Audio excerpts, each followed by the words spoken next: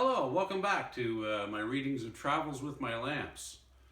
Here's chapter 3. This is the early years, 1982 to 87, the BandWorld years.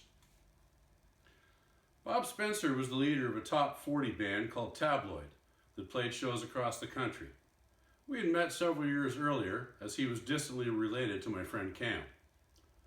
He ran a retail store called Bazaar on Main Street, Markham. It was a jumble of furniture, guitars, a suit of armor, and more importantly for my young eyes, a real PA cabinets in the back of the shop. In the olden days of sound, full-range cabinets were years away, and PA systems were made up of different boxes for different frequencies and controlled by crossovers. It was in the store that I first started to grasp the concept of this technology and how to apply it. It's a good thing because for the next 5 years, I was system tech and audio engineer on almost every show. It was rare to look after lights. Line arrays? Back in my day, we just stack cabinets and EQ the JBL right out of them. The very beginnings of the company were started almost by accident. Bob owned all of Tabloid's sound and lighting and the van. When the band broke up, he was left with a garage full of gear that he was storing at his parents' house in Markham. Left with gear and no income stream, does that sound familiar? He decided to rent it out to another band. Somewhere up in Northern Ontario, the motor blew on the van. The band called and told him that this is where it is and you're welcome to come and get it, as they were moving on with a different rig. At this point, Bob and I discovered that we worked really well together. Well, he was smooth as silk, styling, smiling, and profiling. And I was a rough-cut diamond with boundless energy, so we decided to make a go of it together. The first thing we needed was a shop, as loading out of his parents' garage was getting a little old. Through some contacts, we found Gene Croth, and he had a barn in Locust Hill and some extra space. Gene was a speaker and case manufacturer of Croth cabinets, and we had some of his product in inventory. Bit of an odd duck, but hey, so were we. So we decided we'd rent half the lower part of the barn. Gene's wood shop was on the other side, and upstairs of the barn was renovated into a nightclub where Gene ran dances for a group called People Without Partners. It took a while to empty out our side as no one had used it since animals in it, so we had some shit to shovel if we wanted to store speaker cabinets. It was not the last time I'd have to shovel shit in this business, either real or metaphorically. My first professional gig occurred upstairs in that barn. Bob and I were double booked and the decision was made that he would do the other gig and I'd push whatever gear was left upstairs and set up for Robbie Lane and the Disciples. As I recall, no shots were fired and I mixed a decent enough show on our new Audio Pro 16S sound console that I was now on my way to mixing the band full time. And for you sound guys and gals out there, our first rig consisted of a 16-channel Soundcraft 1S, 4 AOI bass bins, a couple of Tycho Brahe mid-highs. We had BGW 750s, PVCS 800s, and Bryston 4Bs. We had our first outboard rack and very primitive gear, Ashley crossovers, Yamaha 1027 EQs, and some effects. I seem to remember a pair of really shitty sounding EV monitors and another pair of mismatched wedges powered by a Trainer PS600. Later, as we got better gear, the Trainer amp case, when stripped of the amp, made a great microphone case.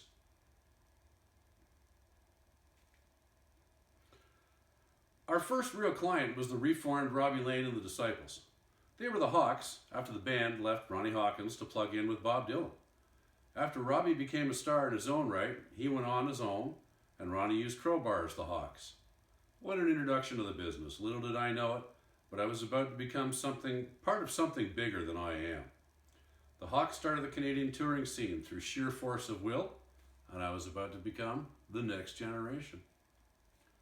Robbie was a TV star the year I was born. He had a nationwide show called A Go-Go 66, which featured his band and many popular guest artists of the time. It was black and white, and in '67 it went color and changed its name to It's Happening. The original band featured Terry Bush on guitar. What up, Bush? Wicked William Cudmore on sax.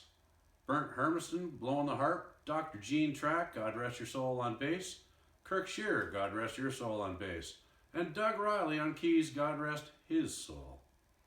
Yeah, that guy, Dr. Music, the one who plays those iconic notes at the start of old-time rock and roll. When they reformed in the early 80s, it was still Terry, Gene, and Wicked William, with Dave Elliott on drums and Paul "The Voice" Denius on keys, and that voice. Right around this part, I started to refer to Robbie and Marilyn as mom and dad, both out of respect and the fact that I saw way more of them than I saw my own parents. So naturally, Shelley became my sister, and our lives would weave together as well. And more on my big sis later. Robbie was the consummate band leader, professional in every way and the true star of the show. His easy manner on stage, great voice, great looks, made him my first real show to produce on a regular basis. With a great band behind him, we worked on hundreds of shows and events over the next 5 years. We worked all types of gigs, and we played every town within a 3-hour radius of Toronto that ended in ton or ville. This was back in the day when a band could make a decent living playing up to 7 nights a week. And it was not uncommon for us to do a front end, Monday, Wednesday, in one club and move to another for the weekend gig.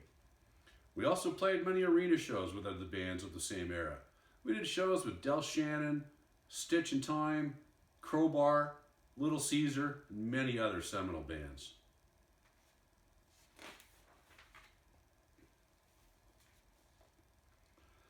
At the same time, we also got a house gig at Diamond Lil's in the Skyline Hotel on the airport strip. It was 5 or 6 nights a week and the pay was pretty scant. I think Bob got $250 a week and gave me $50. I was pretty pleased as I was still living at home with my parents and making any money, especially as a lighting director, was sweet. That's where we met Carla Charay and Randy French. Carla's a beautiful top 40 singer and Randy was her husband and guitar player. They were one of the regular bands that performed in the room, and before long, we were supplying their sound and lighting on all the other gigs. That's where I first experienced digital drums with the Simmons SD7s. Their drummer, Greg Lotz, had great hair, and a set of red drum pads and a beater pedal for the kick drum. The first thing I noticed was how fucking loud you could put Simmons through the PA. No feedback, just signal. Well, it was pretty awesome. With no feedback, you could just keep turning it up, and we had to start using larger amps on the bass bins because we were moving more air. Back in the day, promoters used to use the big ballroom across from ours for bigger shows, and one night Roy Orbison was playing. As it was right across from our tech booth, we spent a good chunk of the day looking at the sound and lighting system that Band-Aid had brought in. Shout out to the boys from Band-Aid, eh? They had it all. Lots of speakers, real monitor rig, pneumatic lighting towers, and a huge soundboard. During the breaks in our room, we'd run over backstage and watch the concert. And right at the end, Roy came off stage before the encore, stood about 10 feet from me, and had a couple of pulls off a joint. I don't remember the show, but I remember that. We also picked up our first contract with Chubby Checker. He was traveling with a hard rock band from New York City, and we were impressed by what they all brought to the stage. Our first gig with him was in the other bar at the hotel, the Skyline, where we were pressed into providing our professional rig, which we barely had. A huge pile of cable I had to wrap at the end of the night because we didn't have any multi-pin cable and everything was single, so you always ended up with a big pile of spaghetti and using 50-footers where a 10 would easily do. The other memory of that night was dealing with a drunken, unruly fan. Security was having trouble with this guy. There was a full-on Donnybrook happening at the front doors. As security got a hold of the drummer, who was wearing a pair of handcuffs as a belt, took them off and cuffed the guy's arms to the coat rack. So now he's standing up there, he's screaming and yelling, he's pissed off, and we're loading out our gear past him, and oh, he was mad. I always respected that drummer for his quick thinking. Nice move. There was another partner in the early days named who owns a nasty old van and some sound and lighting gear. The three of us worked together for about a year, learning as we went, and the problem was that our friend was a kleptomaniac. Just had to steal something from every gig. A couple of great examples. We were at the Beaumaris Yacht Club in the Muskokas, and he just had to steal a bunch of gym mats. We never understood what that was all about, We just learned that he had to steal something from every gig. So one night, Bob and I loaded out a show from the Sheraton Center and we parked at the top of the Richmond Street ramp. And several minutes later, Buddy swung his van out with a half a dozen banquet tables hanging out the back of the van. What the fuck? The real defining moment was after we did one of the very first gigs at the Metro Toronto Convention Center. We're working for Carla Charade. It was just a corporate show. Show went great. We loaded out. Went home. Next morning, very early, get a call from the band. They got a call from the agent who got a call from the venue who got a call from Ainsworth. And apparently one of their 600-volt step-down transformers was missing. Now this place had just opened, so I'm pretty sure they had a good handle on their inventory at this point. So I call our friend up and I say, hey, did you by chance steal something last night? And he said, oh yeah, I saw that copper. I thought I could use it as a dimmer. He got the band to help him load it into his van. Well, we freaked out and said, take it the fuck back immediately. Because the message we had heard was, have it on the dock, everything will be forgotten. So, sure as shit, he had to bring it back down, dropped it off on the dock, and it went away. Now after that, I changed the locks on the shop doors. And that was the end of that problem. Now we outgrew that shop quickly as there wasn't enough room and loading vehicles in the winter really sucked.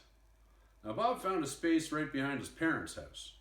We shared the warehouse for TV Records International, the mail order music and accessory company. We took the back quarter of their space and proceeded to build a shop.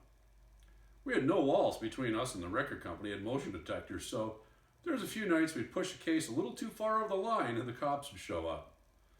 Soon it became apparent we needed walls, and we built struts and put chain link fence in, and now we had a shop. Their warehouse was run by an old biker named Wayne, who became a great friend to us. I can't count the times Wayne did shipping and receiving, let people into our shop to grab gear, and was always available for a smoke break at any time.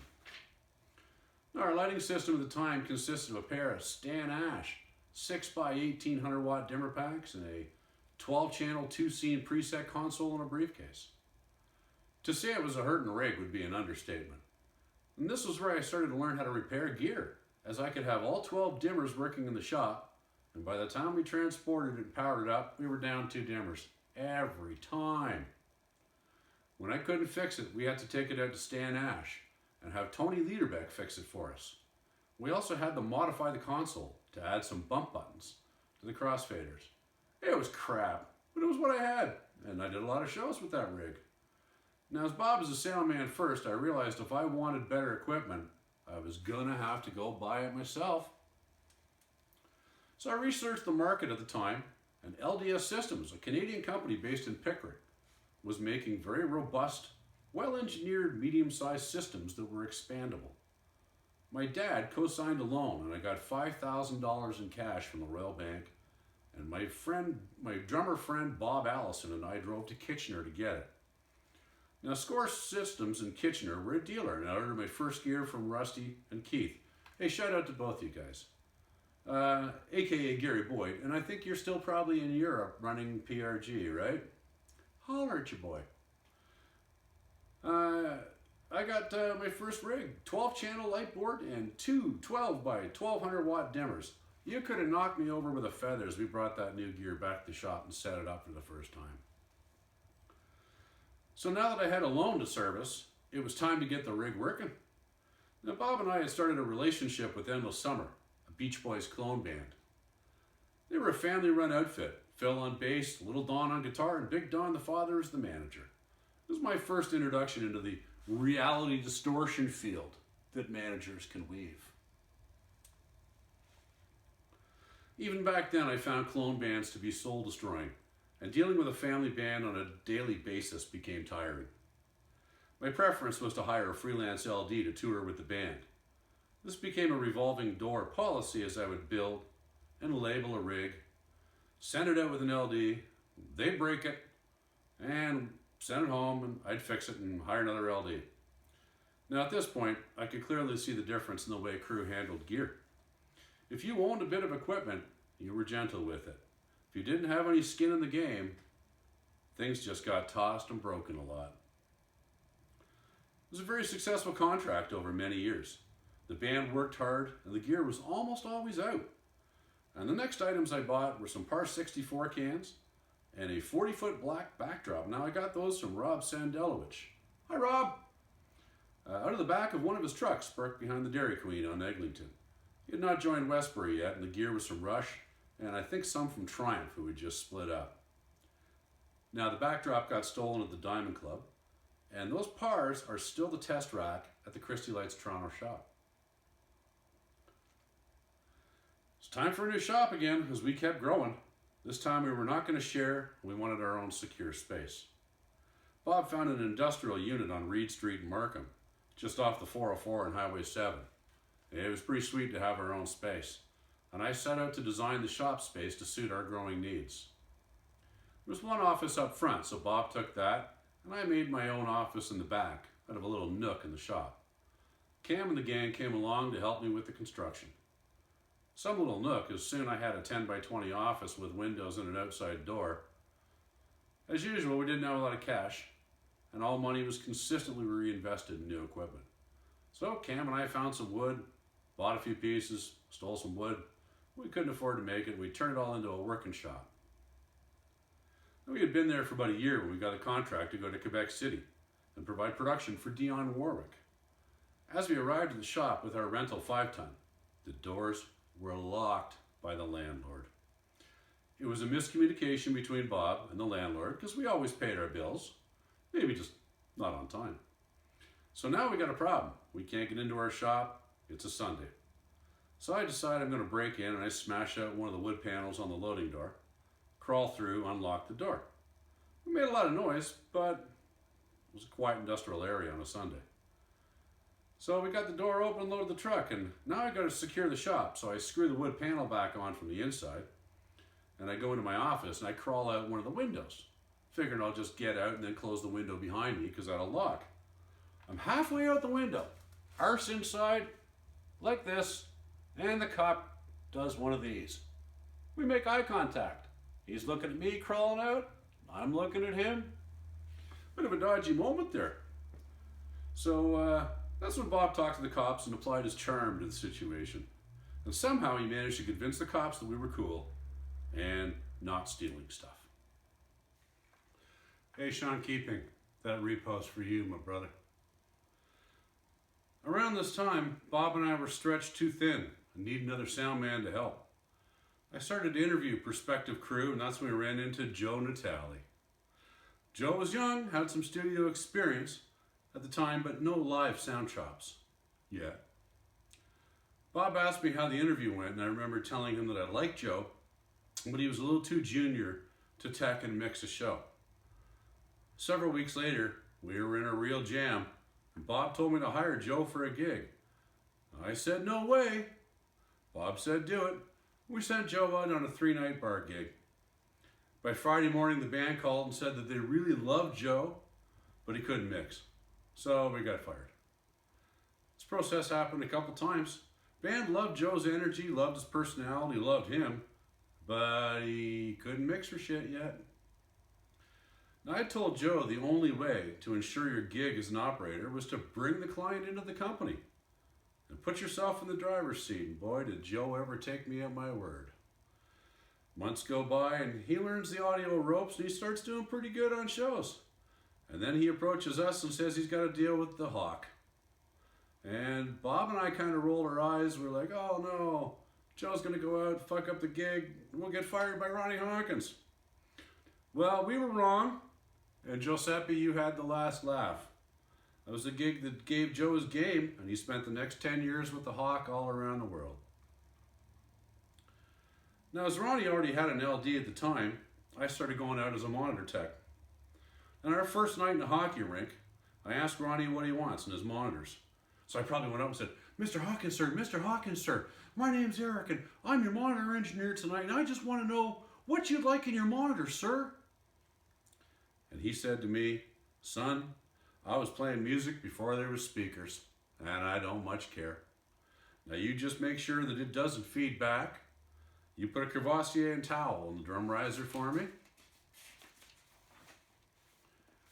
To this day, I've loved simple, concise directions from an artist.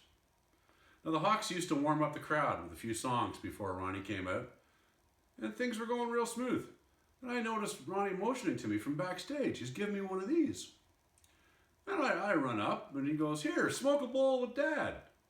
And he whips out a pipe. Now, at this point, I'd kind of given up on booze and dope during shows because I want to put my full attention to the matter at hand. And I told the Hawk that I kind of stayed straight for shows and I was really an LD hiding out in the audio department. He didn't care. He just simply said, "I hate to smoke alone, and you're the last guy I'm going to see before I go out on stage." So I took the pipe, gave it a hit. He went up on stage, and I went back to monitors.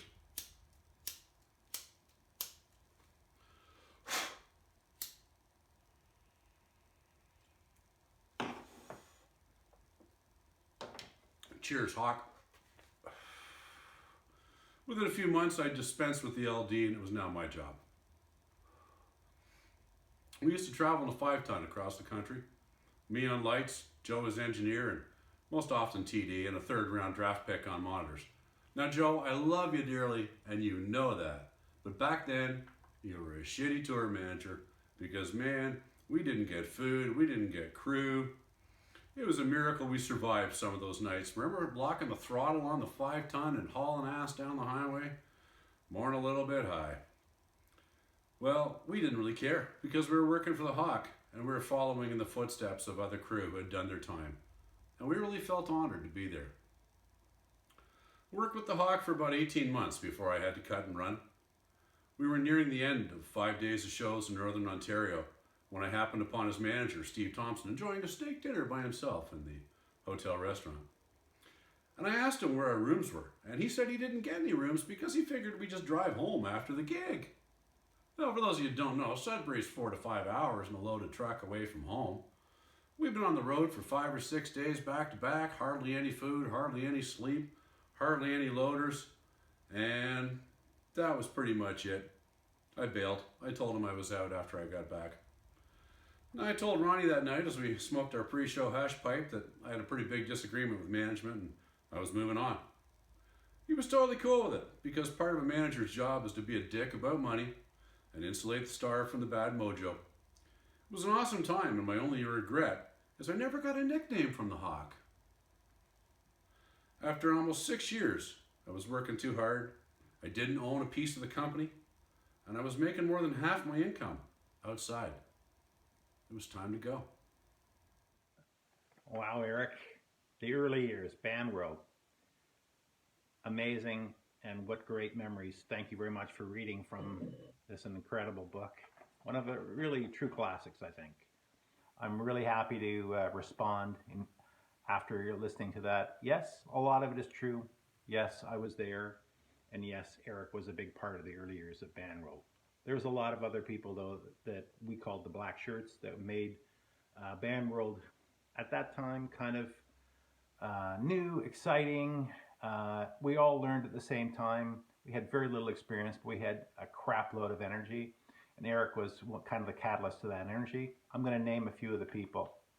And they all have gone on to very notable careers in our industry, and some of them are still there. But there's one exception. Eric Bartnes is the first person to retire from the industry and started with me and has just retired. Great job, Eric. So he's number one, Eric Bartnes. Number two, Martin Smith. Number three, Bernie Sandor. Von Zinn, Ron Eliovitz, Chris Lansborough, Ernie Lynch, Martin Fry, Joe Natale, and of course the legendary Paul Panjo. Those were the people of the early years. If I've forgotten any names, it's not because you weren't a big part of it. It's just because it's been a long time. Congratulations, Eric, on a great book, and I really look forward to chapters 4, 5, 6, 7, 8, and so on. You are the fabric of this industry.